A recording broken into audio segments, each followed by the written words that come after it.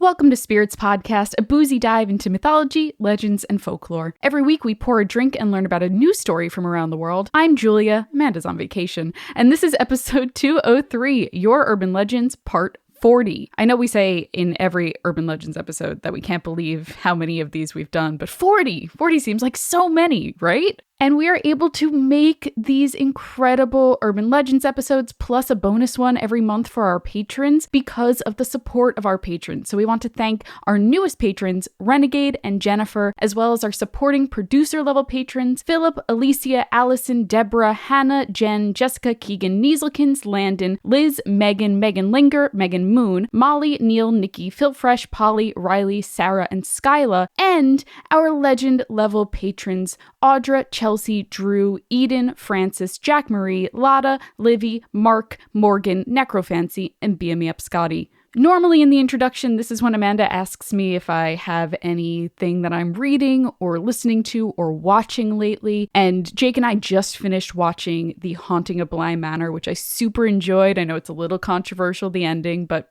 I really, really liked it. I just like gothic horror as a whole. But if you like that and you like The Haunting of Hill House, I definitely recommend checking out, especially for Halloween, the movie Oculus, which is made by the same team. And oh boy, it is good. It is scary. You will develop probably a fear of mirrors after that, and I won't blame you. But check it out if you like spooky, scary stuff. And if you like spooky, scary stuff, our live show is happening on Wednesday, October 28th at 8 o'clock p.m. Eastern Standard. It is going to be so much fun. I am currently putting together the slideshow as we speak, but if you like creepy, cool stuff, if you like creating mythology and folklore and urban legends whole cloth, then you are going to definitely want to come to this virtual live show. And if you can't make it at that specific time, your ticket includes a copy of the video on demand. So you can just buy the ticket and watch it whenever you want. It's available whenever. Come join us. It's a great way to start your Halloween season, get the weekend going a little bit earlier. I know a lot of people can't do the usual parties and stuff that they're doing or go trick-or-treating, but this is a great way to hang out with your friends. We're your friends, and talk about some creepy, cool stuff just in time for Halloween. And hey, if you're eligible to vote in the US, please do. Make a plan today at vote.gov. The deadlines are coming up for requesting ballots by mail or changing your address, so make your plan today. You can figure out if in your state you can vote early or where you need to go to vote if you're going to vote in person. It's really important. This election is going to determine a lot of stuff for our future, and we really, really encourage you to add your voice and vote. So, without further ado, please enjoy episode 203, Your Urban Legends, Part 40.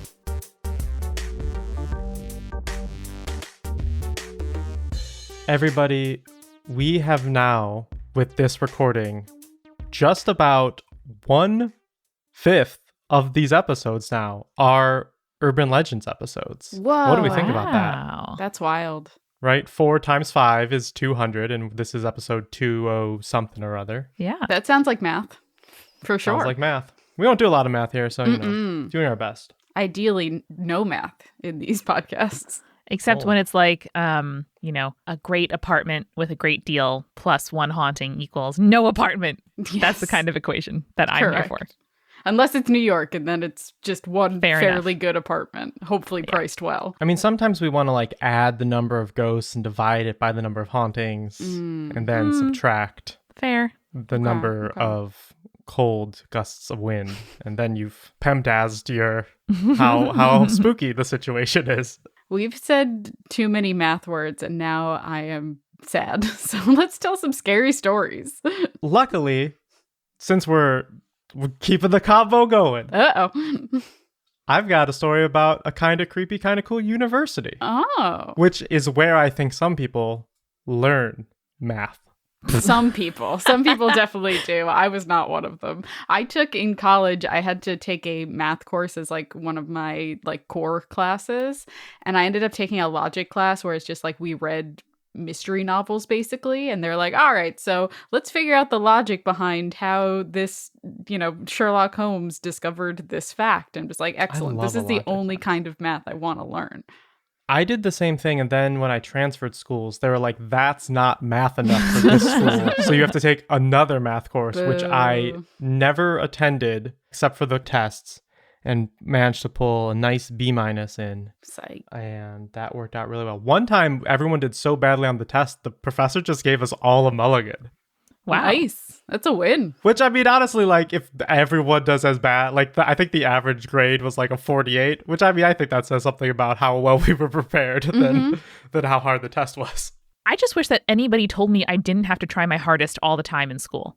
Like, that's the thing that when I got to college or when, I was like in the workplace and taking exams and stuff, people were like, oh, yeah, no, I only needed like X grade on the final to pass. So I only, got that much. And I was like, wait, what? Like you can do anything except lay awake at night stressing out about getting an A- instead of an A in like a given assignment. What? Yeah, that would have been nice, huh?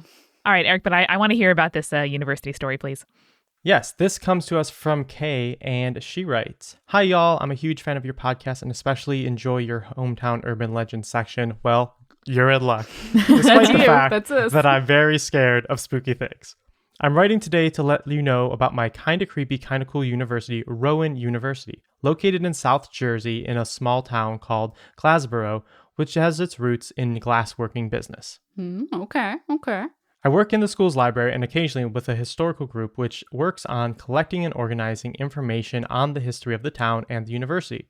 One cool thing I discovered is that in June 1968, President Lyndon B. Johnson and Premier Alexei Kosygin of the USSR met in the Hollybush Mansion on the Rose campus to discuss the relations between the two countries. We love librarians on this podcast. Anyone who is a librarian gets a pass with us. It was called the Glassboro Summit Conference. A fun fact that the university likes to share about the mansion is that the two chairs used by Kosygin, I don't know this premier of the USSR, so I'm sorry if I'm butchering his name, and LBJ were taken from the mansion when the president left. These chairs were heirlooms of the mansion's owners and very important, so they contacted the White House to see if they could get them back. After a few months, the White House returned the replicas of the chairs to the mansion. The actual chairs are still in Washington, D.C. What a weird move.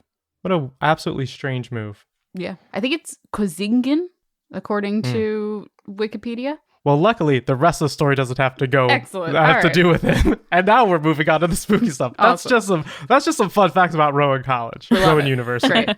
It's got a great name. I'm excited to learn more about it. I apologize to the premier of the USSR, but it fell 2 years after I was born, so I'm not too concerned about it. Now onto the spooky stuff. We have several haunted buildings on campus, not by premiers of the USSR, but the oldest is Bunce Hall. Here we go, everybody. You ready? September 4th, 1923. Nope. Was the first time students attended the school in Bunce Hall. Back then, it was called Glassboro Normal School. I love a good normal school. Someone wrote in and told us what this means. There is a theater in Bunce Hall, Tohill Theater, which is named after Elizabeth Tohill, a former drama arts teacher. Allegedly, her spirit attends every practice and show that goes on in the theater, and her spirit has been seen walking the halls at nights. Students have said they've experienced flickering lights, doors opening and closing on their own, and strange feelings of both good and evil spirits. I can say that I have attended 2 classes in Bunce, and it's certainly creepy, but I've never experienced anything too spooky. What makes the building even creepier, though, is that there are allegedly tunnels built below the building and the front lawn. Apparently, the tunnels have been sealed off, or maybe they never existed in the first place. They definitely existed. Definitely. 100%. Regardless, that seems pretty spooky. Checking in, normal schools are schools that people went to become teachers. What? The normal job. Hang on. It is. I'm looking up the etymology. Of obviously normal? It's an English. No, yes, Eric, because it's an English pronunciation of a French word. Of course. Well, I thought you might be looking up the pronunciation of teacher to see if teacher and normal had some relation. Normal means just does mean normal in French. So that hasn't cleared it up at all. No. All right, hold on. Normal school is an institution created to train high school graduates to be teachers by educating them in the norms of pedagogy and curriculum. There you go. So they're teacher training colleges. You know what, France? I'll let it slide. This one Damn time. you, France. This one time. But look out. Finally, I wish to tell you a story about my friend's haunted dorm from last year. So we've got something from 1923 and also last year. Once again, too many specific dates. Yeah. Almost immediately after moving in the building, my friend said it gave off strange vibes, and after mentioning it to their RA, they confirmed that the building was most likely haunted. You know, just your standard RA stuff. Yeah. You know, it's probably haunted. Classic. I'm a junior, so like, I speak with authority. I know. I was just going to say, I thought my RA was such an authority and like a grown-up worldly person. And then I was like, wait, your grown-ass boyfriend was living with you in the dorm room that my college provided to you for free. And like, that's not allowed or very adult. But you are 20, so I have to trust your judgment. Exactly. They claimed that they would sometimes hear laughing or strange noises, though I would always... What a strange thing to hear in a college dorm. Though I would always mention that they did live in a college dorm, so it's probably just the neighbors. Yep, that hosted on my own petard from jumping to conclusions on that sentence. My friend once told me that she was sitting in her room when a figure walked past her open door, looking like it was going from the living room to the bathroom. My friend got up to say hello, assuming it was her roommate. Only when she got to the hall, there was no one there. Her roommate was still sitting in the living room on her computer. No one else was in the apartment. Whoa. Later in that year, around spring break, my friend noticed that a knife had gone missing in the apartment, which was concerning, but not a major problem. I mean... Until it ends up in your back. They joked with me that the ghost had probably stolen it. Later that night, my friend was asleep, and she woke to hear a thump in the dark. Opening her eyes, she saw a shadowy figure near her bed. At that moment, she was convinced the ghost had come with the stolen knife to get her. Thankfully, nothing more happened, and my friends no longer live in that apartment, even though after moving out, they never found that knife. Well, thanks for listening. Stay creepy, stay cool. So, like, one of their roommates almost definitely broke the knife or did something with it accidentally and threw it out, and they were like, oh, no, the knife went missing. I mean, a lot of things can happen to a knife. Mm-hmm. Like what? True. Ghost. Uh-huh. Ghost is the number one that could happen to a knife. Falls between the cabinets and the stove while you're cutting vegetables, perhaps. I mean, maybe your roommate murdered someone and hid it. That's very possible as well. To hide the evidence.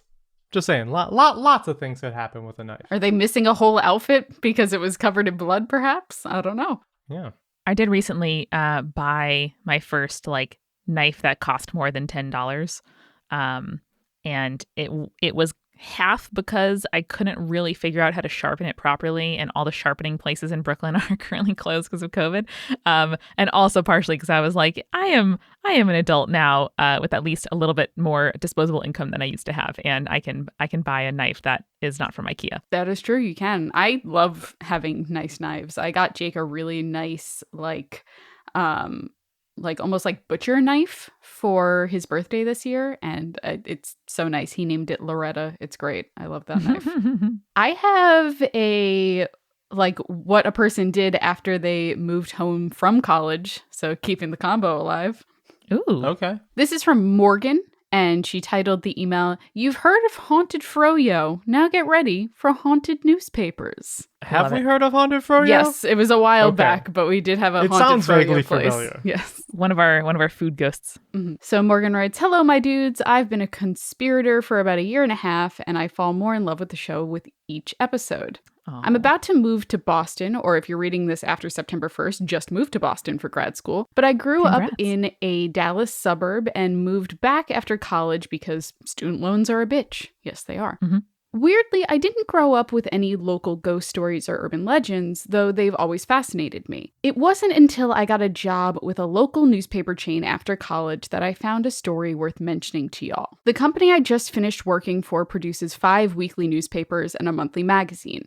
Our main office is in Wiley, the biggest of the cities we cover, but we used to have one in a tiny town called Farmersville. Our staff just isn't big enough to warrant 2 offices, so it sat empty for years while my former bosses tried to sell it. It's a gorgeous building. Built in 1888, the structure is 2 stories tall and made of stone, complete with big, rounded windows at the front. It was originally a Masonic lodge for a local chapter of the Freemasons, which makes it inherently spooky to me. There's nothing scarier than deeply rooted misogyny. Isn't it true? Which is true. When I first started at the paper, my editor told me that a cantina used to sit next to the old Masonic lodge.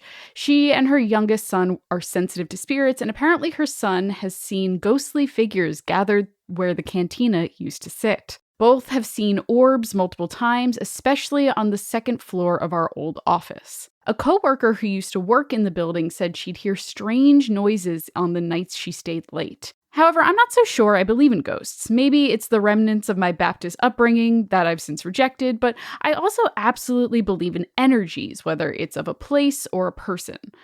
Fast forward to July of this year. I had a meeting in Farmersville, and since my editor knew that I need a microwave for my Boston apartment, she gave me the key to the office to see if I wanted the one there. My meeting ended as the sun was setting, and I parked out front and FaceTimed my best friend to give her a tour. You know, as you do with friends, you just take them to creepy buildings on FaceTime and show them. That's what we would do, Julia. Yes, it is true. I went in through the side door, a big wooden affair that creaked loudly as the key turned. Old, dusty desks and piles of newspapers filled the back half of the office, and it had that distinct old building smell that I actually love.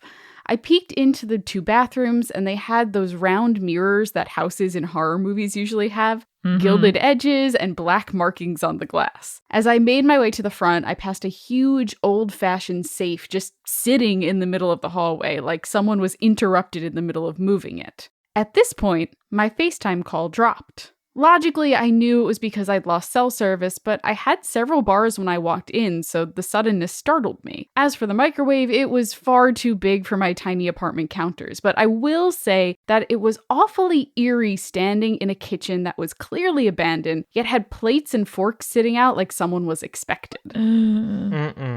Don't like that. Don't like that one bit. I passed 3 or 4 doors on my way out. One was to the upstairs area, and the others were likely storage closets. Now, I'm not sure if it was because I'd gone in expecting something spooky could happen, or if it was my propensity for picking up energies, but I felt an unbearable urge to open all the doors. It was like they were just begging to be unlocked. I needed to see what was behind them and to break down the door to the staircase and go upstairs. There was something that needed to be discovered. But I've listened to every single episode of Spirits. I know better than to go opening doors in abandoned buildings, especially when I'm the only one there. Instead, I decided to yeet out of there and leave a quarter at the door as an offering. Just in case. I'm not sure if ghosts exist, but it never hurts to respect the dead. This ties in very nicely with a thread on the Spirits Facebook group that I don't know if you guys saw about this house with a spooky door. Oh, the hidden door. They were remodeling a house and there was a door hidden behind a wall. And everyone was like,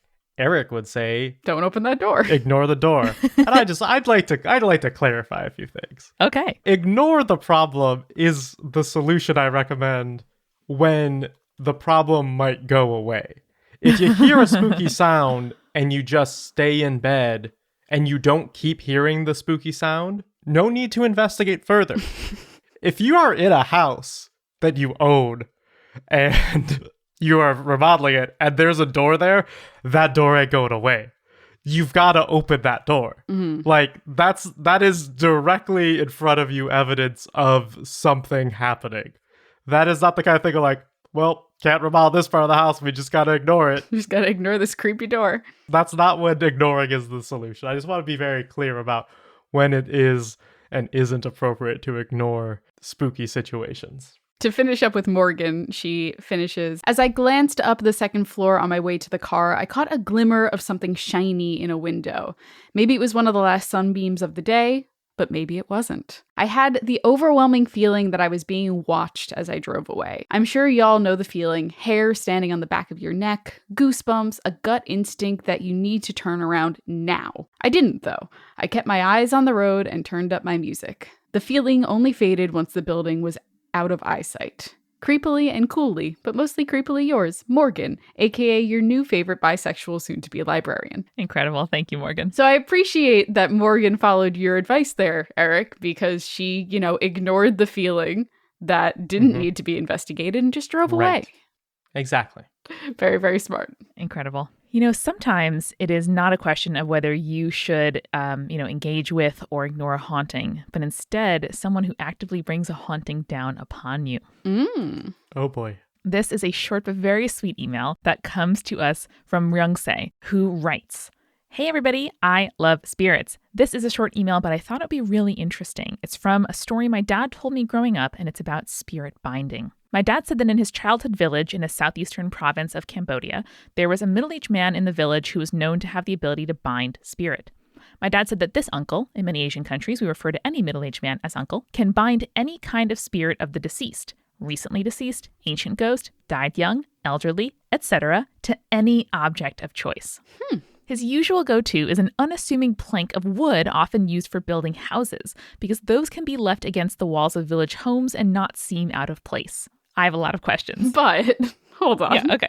Because what if that is used in actually building someone's home and now you have a spirit bound to this plank of wood that is now someone's house? It's a great question. And while this ability sounds frightening, the village never shunned him. He was a friendly guy who loved to joke around with the kids and go drinking with the other men. They do, however, warn visitors and kids not to insult or anger him, because if he's irked enough, he will bind a ghost to an everyday object and hide it at your home to let the ghost haunt the place for a while. Nope. And has done so before to people who cause trouble to him or his neighbors. Oh, God, no. Bad idea. This is, I don't know, this feels like a step beyond a fun prank. Yes. It sounds incredible because, like, listen, guys, when you're stuck together, there are only so many things you can do. You know, if you have a problem with people in the village and you all live in the village and no one wants to leave, it's like, what are you going to do? But this is the most wonderful, I think, slow burn revenge I've ever heard. I love it so much. Oh, yeah. I was thinking about, I read a great thread about, like, ways to mess with people who have wronged you that, like, doesn't cause them, like, any physical harm or anything like that, but is more of a nuisance. And I've been thinking a lot about that lately, like what the best ways of going about that are. This is a great supernatural way of going about it. My personal favorite is the idea that you take in, like, boxes of instant mashed potatoes and then spread it across people's lawns so that when it rains, all of a sudden their lawn is just instant mashed potatoes. Oh my God. I love that. It's very good. Well, just to wrap up the story, the old uncle never married or had any kids to our knowledge and didn't pass on this knowledge or ability. But follow-up story. When I was living in Indonesia, my dad's phone got stolen one time. In my annoyance over this, I texted to the number, "Go die." I know I was very immature. I was 15 to be clear. I was surprised when I got a reply that said, "If I die, I will come haunt you." After getting over the audacity of this thief actually responding, I remembered the story of the old uncle. Wanting the last word, I texted back, "Good, I'll add you to my collection," and got no more responses afterward. Good. What a great reaction. What a great response. Ryung say, I think that is the best response to a phone theft and also to just like someone saying something unsettling that I have ever heard before. I'm going to file it away in my library. And thank you so much for telling. Fantastic. All right, everybody. After that wonderful comeback, I'm a little bit parched and I think I need a refill. Who wants to join me? Sounds good. Our sponsor this week is Skillshare. You've heard us talk about Skillshare before. It is an online learning community where you can grow your creativity and learn new skills. And I'm a lifelong student. I always want to learn new skills. So I am diving into stuff that is a little bit more relaxing, but allows me to, flex those creative muscles, which is why this week I tried Start Drawing, 3 fun, freeing exercises to spark your creativity. Because sometimes you just get bogged down in the idea of, I have to create something for work and it's just not hitting those buttons in my creativity. So sometimes it's easier to kickstart it by doing something you're not super skilled at, but at the same time, it's really freeing to just doodle every once in a while and it gets those creative juices flowing. And that's what this class by Carly Kunn is all about. She also has a really cute dog in a lot of her videos, and that's a big selling point for me. So if you would like to take a class that is curated specifically for learning, which means there's no ads, they're always launching new premium classes, and you can stay focused and follow wherever your creativity takes you for less than $10 a month with an annual subscription, you should explore your creativity at Skillshare.com/spirits,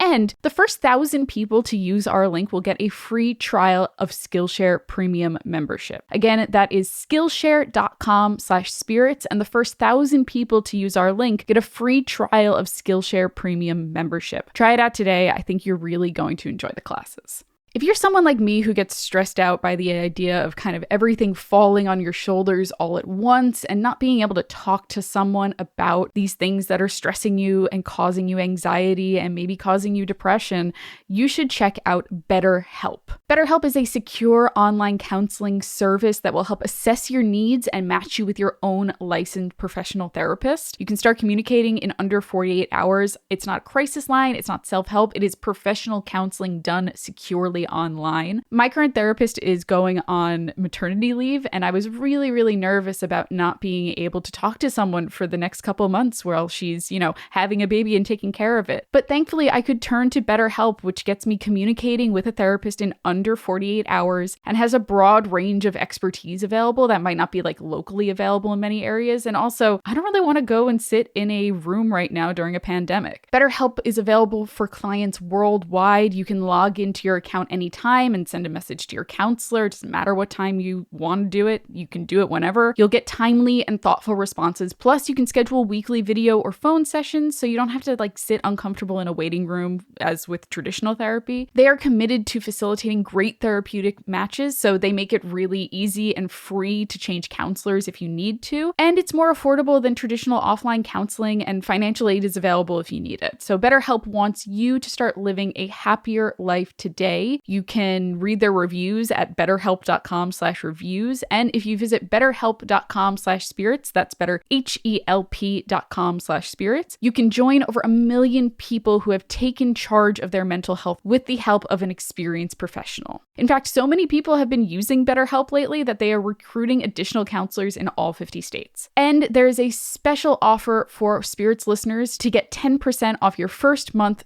at betterhelp.com/spirits. Speaking of your mental health, we do talk a lot about how physical and mental health are super important, but what about your sexual health? You're going for walks or doing squats in your apartment like me or meditating, but you need to take care of your whole self. So why not prioritize your pleasure along with your body and mind? That's why I use Dipsea. Dipsea is an audio app full of short, sexy stories and wellness sessions that are designed to turn you on and help get in touch with yourself. The stories are super relatable and immersive. You're going to feel like you're right there, and there's something for everyone, whoever or whatever you're into. I don't know if they have a sexy Mothman one yet, but they should get on that. That's all I'm saying. They also add new content every week, so there's always more to explore. You can find stories about a spontaneous hookup with a hot stranger, or getting closer to that sexy yoga instructor that you can't stop thinking about, or even stories about trying a new toy together. The wellness sessions can help you unlock new confidence or heighten intimacy with your partner, and they add new stories every week so you'll never get bored. So spice things up today with Dipsea. And for listeners of the show, Dipsea is offering a 30-day free trial when you go to dipseastories.com/spirits. Again, that's a 30-day free trial when you go to DIPSEA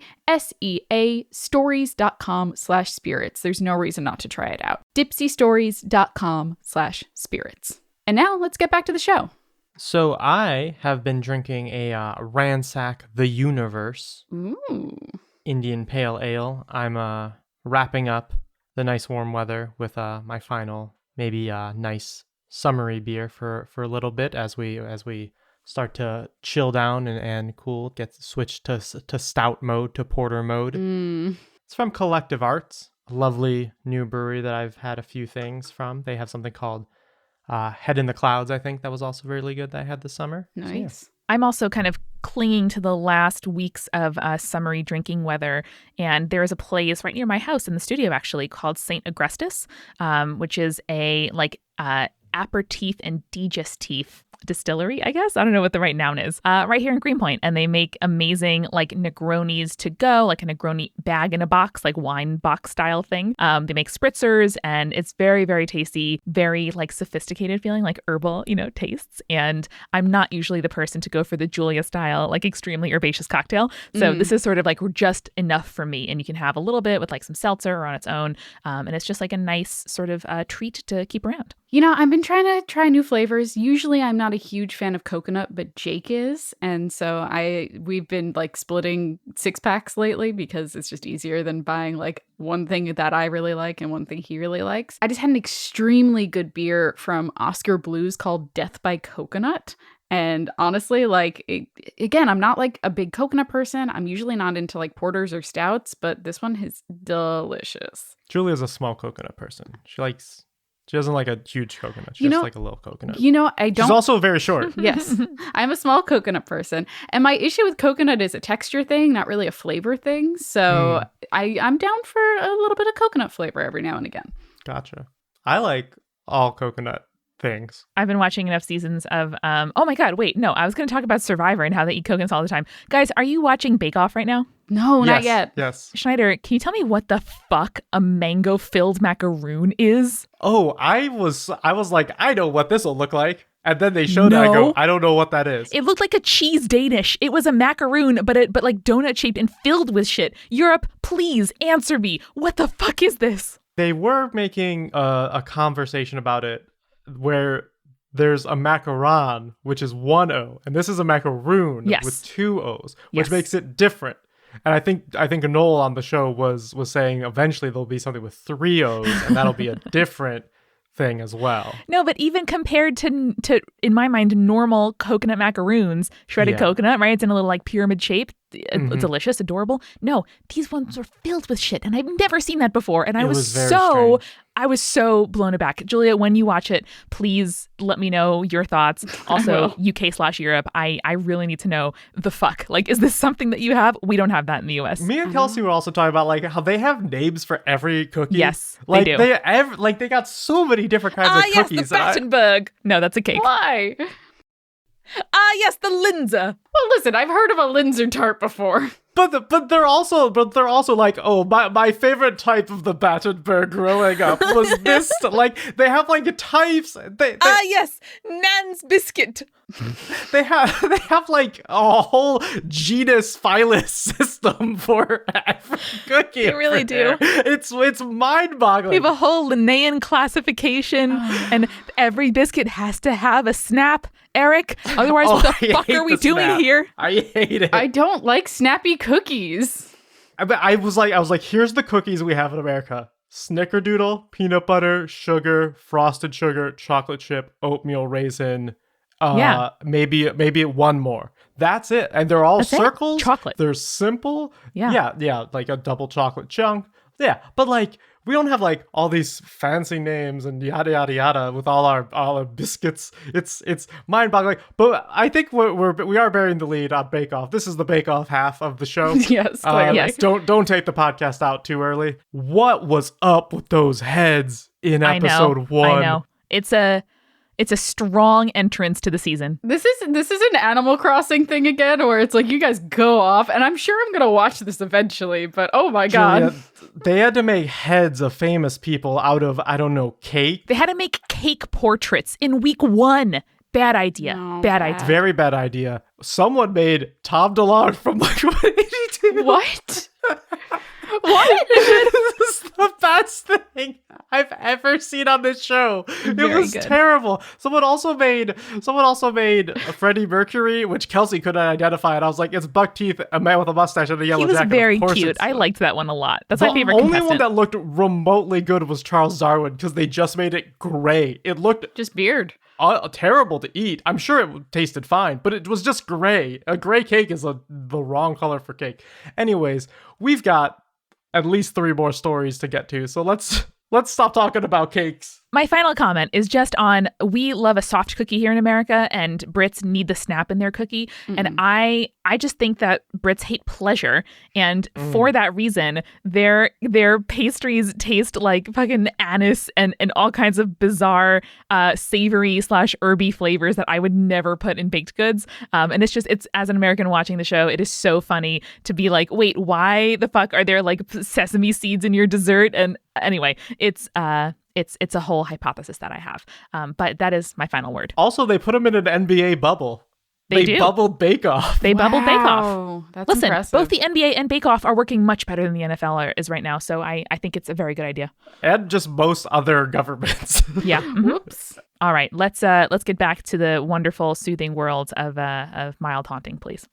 I'm gonna just break the combo because I think we successfully did that with literally 5 minutes of Bake Off conversation. Fair. That's valid. With a story by Sophia titled "I Haunted a Church and a religious ghost. Ooh. Sophia writes, the first thing is to tell you, this isn't an urban legend, but I think this is the kind of thing that you guys would enjoy, and I'd like to think that in the last 100 years, people will remember me. Well, I love that. I love that. Or at least, my petty demonic antics. Oh my God, I'm so into it.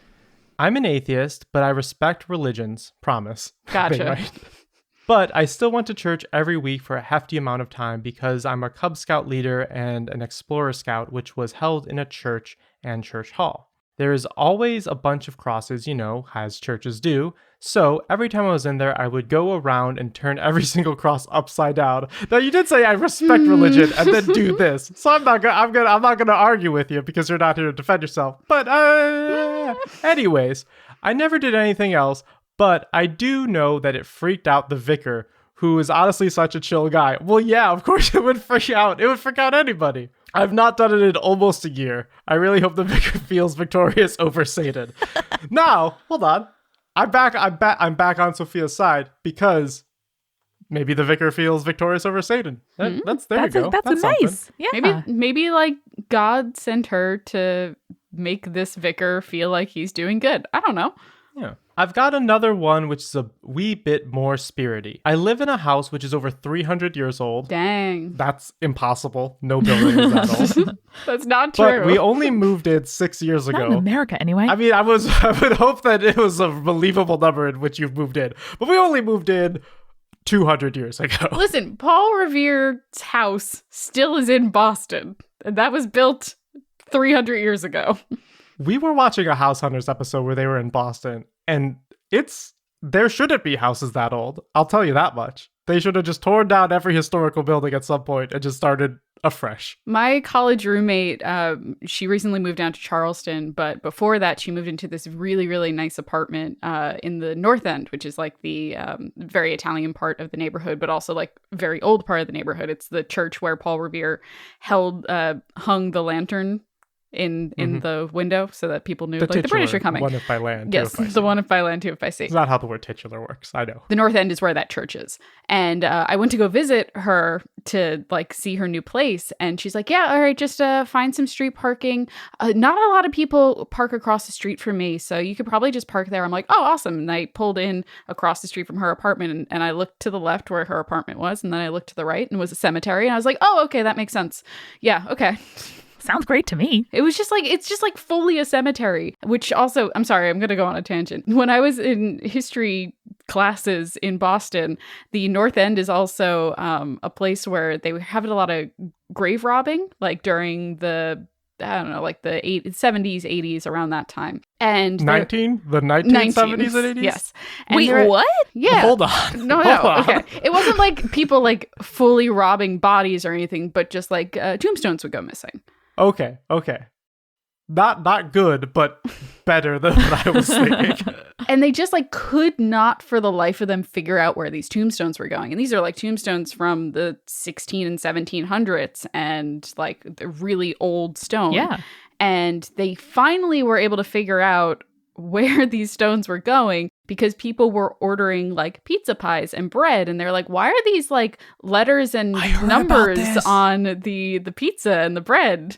And it's because they were using them for baking for like pizza stones and stuff like that. This must be an urban legend. I have also heard this story, so I'm willing to say it is somewhat true. Yeah. Because I remember hearing that there were a bunch of like pizza places that were using like tombstones. I mean, I think that's dope. If the providence is pure, to use it, I would order from that place. That's great. So back to the story while Julia Googles pizza places.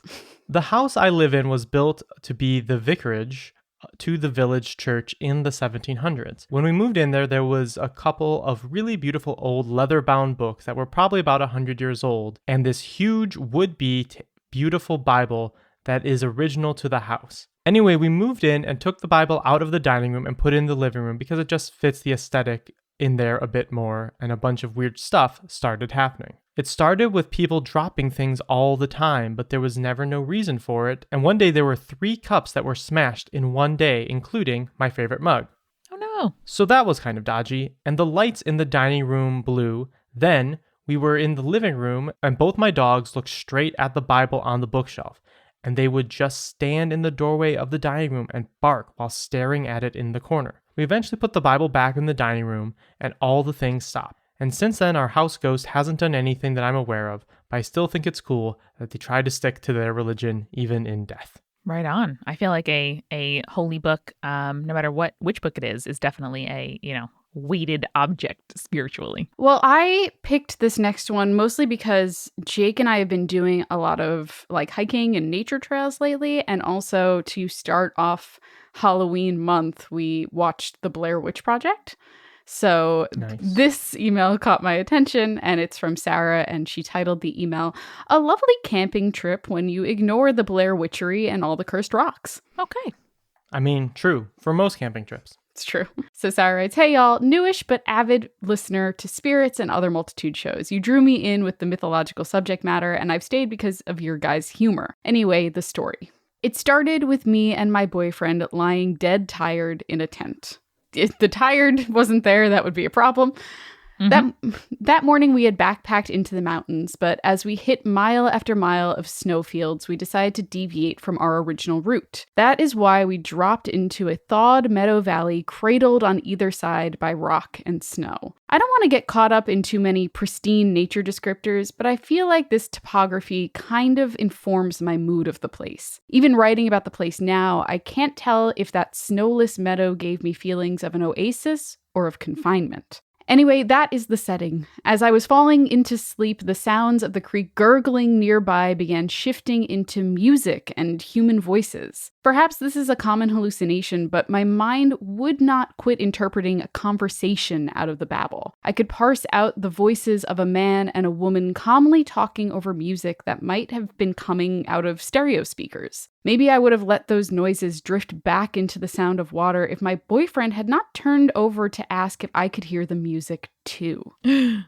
This affirmation bugged me because when setting up camp earlier, we had seen no one. We did, however, find one sign of old human habitation. There had been something glinting off the trunk of a tree at the edge of the woods. Oh my God. It was a fork that some joker had nailed business end down into the bark of the tree. One of its tines was bent in an odd angle, and someone had stamped out a mini little keyhole through the upward pointing handle. Since the crooked tines pointed down to a nice patch of flat earth, that was where we set up our tent. The earth is round. Yes, no, I mean the ground was flat there. Twas a joke. Other than the fork, all we found in that meadow were throngs of mosquitoes, lovely wildflowers, and the little bleached rib cage and arm bones of a rodent. Okay, please hold.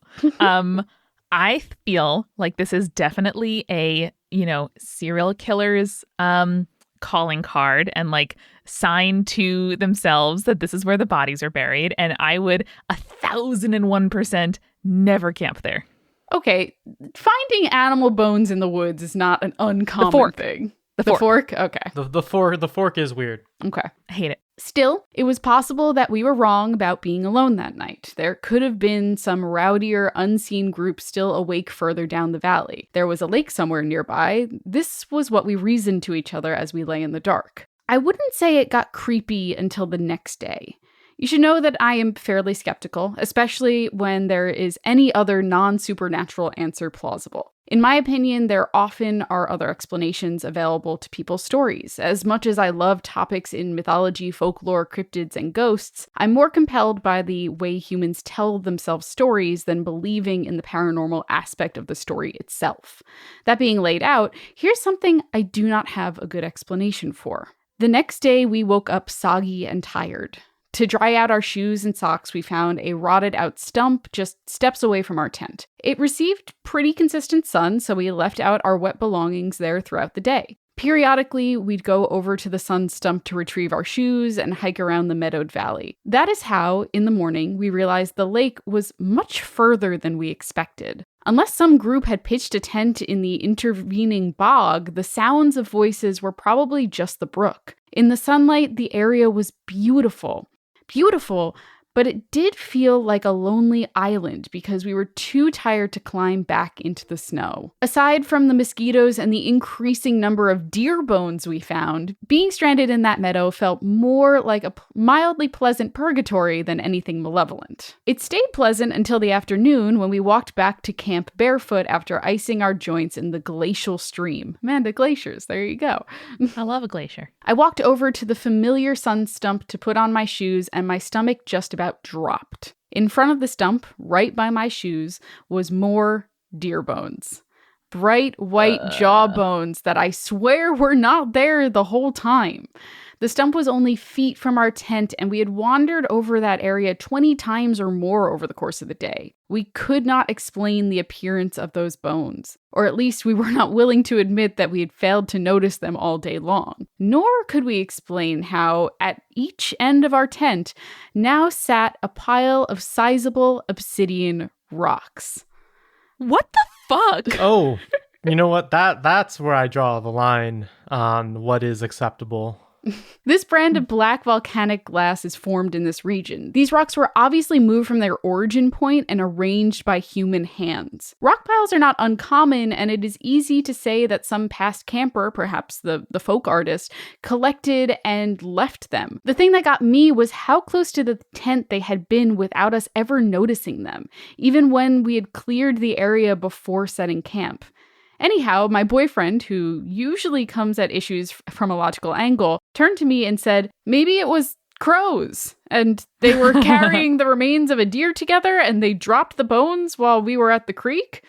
Yeah, crows dropping bleached white face bones from the sky. I'd rather put my money on us being horrendously oblivious, or more creepy, that we did in fact have something interesting and unseen human neighbors. We did spend one more night under the fork. Why? Why would you Under do the that? fork. Under the fork. Again, as I was lying in my sleeping bag, I heard the voices. There was no music playing, just conversation. This time my boyfriend said nothing. I said nothing. We both fell asleep. It was the next morning that we were packing up camp that he asked if I heard the talking again. He said he didn't hear music, just talking, and he told me this unprompted. This is the part of the story where people get freaked out. Not the earlier parts, guys. This part right here. Not about having the eerie night voices corroborated for a second time, but rather my friends are unsettled by what I did next. I thought that if paranormal shit was going down, then the rocks and bones would mean one of two very different things. Either one, they were bad omens and curses, or two, they were gifts and blessings. I might be a realist most of the time, but it doesn't mean I'm a pessimist. I chose to tell myself a positive story, and they were gifts. I also decided to take them home with me. Not the bones. I left those by the stump. I packed away the obsidian and we headed back up into the snowfields. Now out of that wilderness, I put those rocks in the window of my apartment.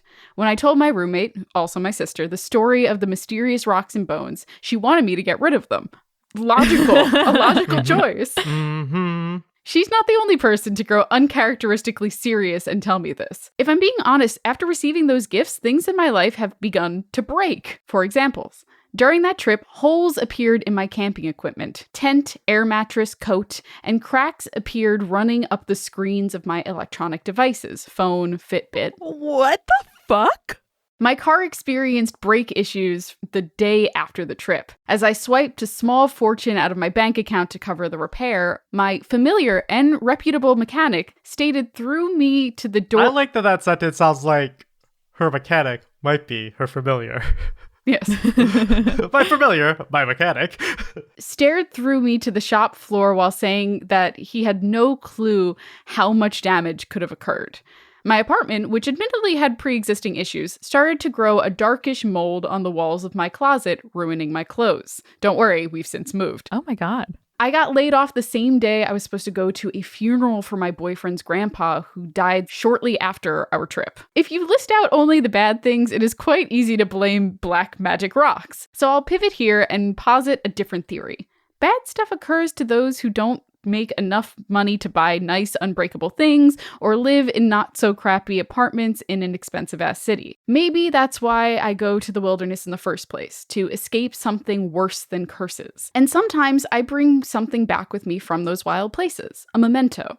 Sure, I might display rocks in a window where an inordinate number of flies are now dead and left their scattered carcasses, but I refuse to read life by counting each fallen body. All that to say, I am actually entertaining the idea of returning to those mountains. I might bring those rocks along with me and leave them in that valley, in a whimsical way. If I do go back, then I will leave the rocks arranged outside the door of someone else's tent while they are away from camp. You know, to keep the gift-giving spirit alive. If you do take the time to read this long-ass story, congrats, you finished.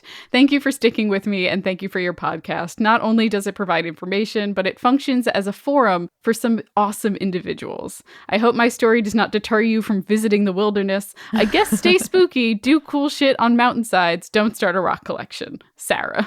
Holy shit, this might be my favorite urban legend we've read in a long, long time. Yeah, it's That's real some good. Wild stuff. Sarah, you should be a writer. It is not deterring me from going back on my wilderness hunts. It is deterring me from staying in the woods overnight, though. The dropping things, this happened to both me and Amanda in the fast few years, right? Like, it seems to be like these, like, people will have like these bouts of just like dropping stuff. Yeah. And I mean, that's less scary to me than my other thought, which is, I mean, I got a concussion once and maybe this is just like a thing that happens now in my life. But I think it's more that getting used to a space or like fucking air pressure or just a phase that you go through, I guess. For sure, but I think you're only looking at the spooky things that happen in your life when you have something to like look at it through the lens of spookiness. And I think Sarah brings up a good point in that sense. I know. Listen, Sarah, as much as I want to yell at you about how spooky that was, I really do love your reading. And I don't know. I think you have a good head on your shoulders, but I do believe that perpetuating this curse / spooky happening and practical joke on fellow hikers, I think would be fantastic. Extremely so. Well, if we want to circle back to a college / university urban legend, I have one here from Elaine, and it took me a few lines to realize that this is an absolutely wonderful in-universe join the party urban legend. Tell us. All right, Elaine writes, "Giant crustacean real? ? Hey spirits, I have an urban legend for you. I'm an ecology student at a university in upstate New York near Lake Champlain. I didn't grow up around here, but the town's really proud of their bowling alleys, hockey team, and seafood, especially the crawfish. Mm-hmm. The love of the crawfish actually became a big problem as the town started growing in the 80s. The local crawfish population almost went extinct, but it's like their thing. So the mayor commissioned a huge conservation project with the two universities to breed and release crawfish while simultaneously restoring the lake near the docks. It's kind of a cool program run in collaboration between the two schools' ecology and environmental engineering programs. Most of the work is actually done by students for lab credit. Anyway, the legend goes that when the universities started getting bigger in the 90s, there was a period where the biology labs were moved downstairs from the physics labs. Seems like that would have been a problem, but who am I to criticize? Occasionally, the crawfish would escape, and one escaped while the program was in the physics building. Rumor says that it was found later in one of the physics labs upstairs. Bummer was that it didn't live. It was chewed, or clawed, I guess, it's a legend, go with me here, through one of the cables in the physics lab, and there was a small explosion. They later found the crawfish in the debris. Everybody was fine. The physics lab was fixed up. They finished construction on the new building, and the ecology department moved in there. Though apparently this was the start of a rivalry between our department and the physics department. Like it was our fault we moved to their building, eye roll. But here's the thing. Ever since that night, there have been sightings in the lake of a giant crawfish. It's so big. Occasionally it comes onto land, and the footprints it leaves are supposed to be as big as the holes that a man's fist would leave. And its tail leaves a drag mark behind it like somebody dragging a snow shovel. Sometimes it'll even leave behind pieces of fish it's eaten or chewed up debris. I always assumed it was some silly urban legend. My roommate's friend River swears up and down that they saw it for real last October. The way they tell the story is that they were down by the boathouse one night looking for a good spot to release the next batch of crawfish when things started to go down. River saw two guys skulking around the back of the boathouse, one thick but short guy in all leather and a skinny dweeb who looked really nervous. Luckily, River was able to stay hidden the whole time. River says that they stayed there the whole time to record the incident for the police, but that the recording was later confiscated. Parentheses, yeah, right. Mhm. Anyway, I don't know if I believe them, but they swear that the guys went into the boathouse and like 10 minutes later, all the lights went out and then this giant crawfish, just like in the legend, exploded out of the boathouse. And that is when River made a break for it. I would have assumed that River was making this shit up, but a lot of weird things happened around town last October. A lot of really weird things. There's a string of bank robberies. A local historian or something like that beat up a bunch of them in a robbery at an auction. At the same time, there was this dude who there was documented evidence of ghosts bursting out of his chest. Maybe you should see a doctor about that. Oh my God. Then a panther escaped from a zoo and caused mayhem for like an hour, but then was never seen again. And no one knows what zoo it came from. And some local socialite held a press conference, but did it with a sword at her side, and nobody else really remembers anything other than the sword. Like I said, October was weird. Oh, and I forgot to say, in the legend, the giant crawfish is called Monty, and the locals call them the mountain lobsters. Cheers, Elaine Silver, ecology student, Morrow College, Laketown City, New York. Ah, man, Laketown City would have the best urban legends. I think we've been had by this one. I think we might have been, yes. I so enjoyed this from Danielle, who wrote this email from the fictional student Elaine Silver. But listen, this is incredible. I love it so much. If you don't listen to Join the Party yet, this is all true mythology of our city, and you might enjoy it because it is very mythos-based, very place-based, and a lot of things happen that I think become urban legends in Laketown City later on. Or are becoming urban legends as we play. Precisely. So, Danielle, thank you so much. And Julia and Eric, thanks for another extremely fun edition of Your Urban Legends for this spookiest of months. The spookiest of months. I think that this was a good grouping of spooky ones. So hopefully it will appease everyone for the holiday season. An especially good one in thanks and in spookiness. And everybody keep writing in. We love them. Yeah, and if you want more spooky urban legends for October month, for the spooky month, for the Halloween month, definitely make sure you join our Patreon at the $4 level because you're going to get a bonus Urban Legends episode on Halloween. What's not to love about that? It's going to be incredible. All right, everybody. And remember, stay creepy. Stay cool.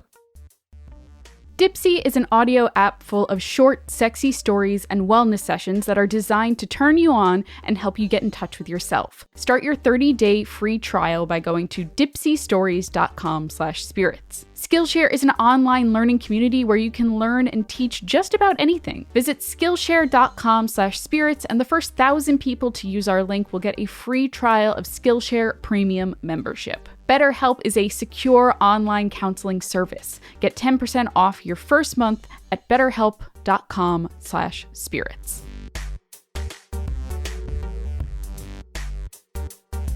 Spirits was created by Amanda McLaughlin, Julia Shafini, and Eric Schneider, with music by Kevin MacLeod and visual design by Allison Wakeman. Keep up with all things creepy and cool by following us at Spirits Podcast on Twitter, Instagram, Facebook, and Tumblr. We also have all of our episode transcripts, guest appearances, and merch on our website, as well as a form to send us your urban legends at spiritspodcast.com. Join our member community on Patreon, patreon.com/spiritspodcast, for all kinds of behind-the-scenes stuff. Just $1 gets you access to audio extras with so much more available too. Recipe cards, director's commentaries, exclusive merch, and real physical gifts.